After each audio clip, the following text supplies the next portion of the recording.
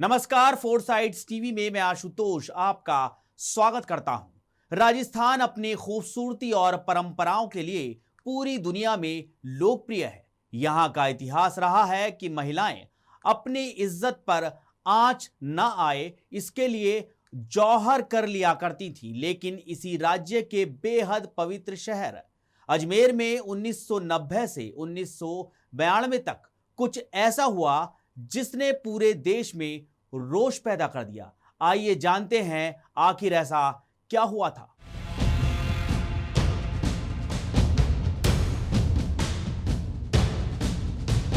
अजमेर शहर में इन 2 वर्षों में 100 से ज्यादा स्कूली बच्चियों से सामूहिक दुष्कर्म किया गया था। इसी मामले में बच्चियों को 32 साल बाद इंसाफ मिला है। आपको बता दें, स्पेशल पॉक्सो कोर्ट ने इस मामले में 6 आरोपियों को आजीवन कारावास की सजा सुनाई है। चलिए आज आपको ऑफलाइन दुनिया के सबसे बड़े सेक्स स्कैंडल केस की पूरी कहानी बयां करते हैं। 20 अगस्त 2024 को स्पेशल पॉक्सो कोर्ट ने अजमेर गैंगरेप और ब्लैकमेल कांड में 6 आरोपियों को आजीवन कारावास की सजा सुनाई। इस केस में कुल 18 आरोपी थे।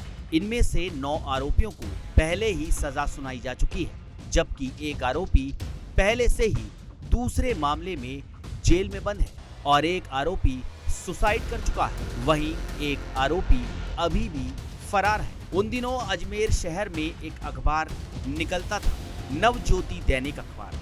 मई 1992 में एक दिन जब शहर के लोग सुबह उठे तो उन्हें अखबार में एक खबर छपी मिली। खबर की हेडलाइन थी, बड़े लोगों की पुत्रियां ब्लैकमेलिंग का शिकार। लिखा था एक युवा रिपोर्टर संतोष गुप्ता ने। जैसे ही ये रिपोर्ट अखबार में छपी और लोगों तक पहुंची, पूरे शहर में हंगामा हो गया। दोपहर होते होते बात राजस्थान के मुख्यमंत्री तक पहुंच गई। उस समय राज्य में बीजेपी की सरकार थी और मुख्यमंत्री थे भैरव सिंह शेखावत।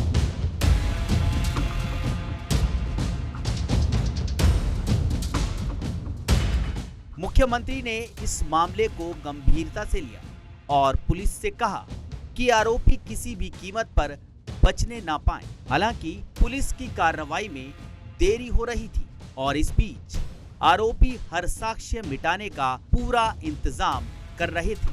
अखबार में खबर को छपे लगभग 15 दिन बीत चुके थे, लेकिन कोई कार्रवाई नहीं हो रही थी।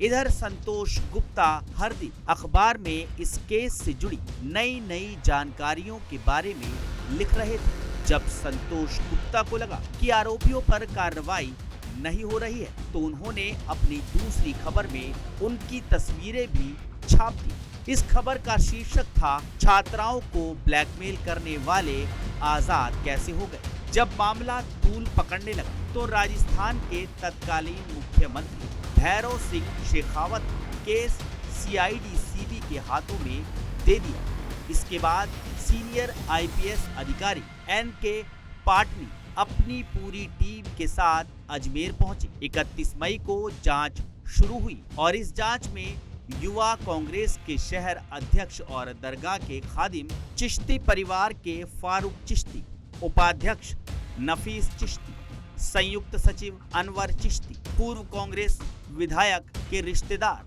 अलमास महाराज, इशरत अली, इकबाल खान, सलीम, जमीर, सोहेल गनी, पुत्तन इलाहाबादी, नसीम अहमद उर्फ टार्जन, प्रवेश अंसारी, मोहिबुल्ला उर्फ मैराडोना, कैलाश सोनी, महेश लुधानी, पुरुषोत्तम उर्फ जॉन, वेस्ली उर्फ बबना और हरीश तोलानी जैसे नाम सामने आए। इनमें हरीश तोलानी वो शख्स था जो लैब में लड़कियों की अश्लील तस्वीरों को तैयार करता था।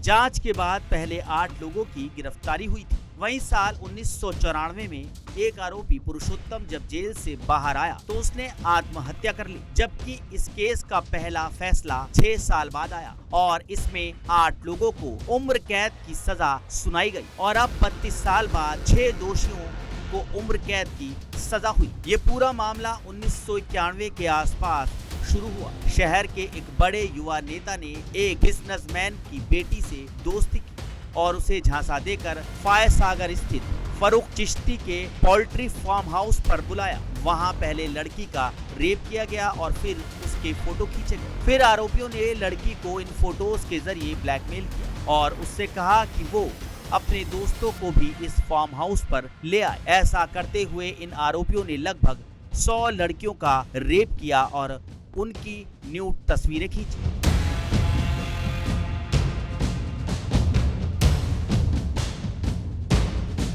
बाद में जब जांच हुई तो पता चला कि ये आरोपी जिस लैब में इन लड़कियों की फोटो तैयार करवाते थे, वहां से ये तस्वीरें शहर में और लोगों के हाथों में लग गईं और उन लोगों ने भी इन तस्वीरों की बदौलत लड़कियों को ब्लैकमेल किया और उनका रेप किया। इन सभी लड़कियों की उम्र महज 17 से 20 साल थी। जब लड़कियों की तस्वीरें शहर भर में बंटने लगी तो पीड़ित 6 लड़कियों ने आत्महत्या कर ली। वहीं कुछ परिवारों ने शहर छोड़ दिया और गुमनामी की जिंदगी जीने लगे।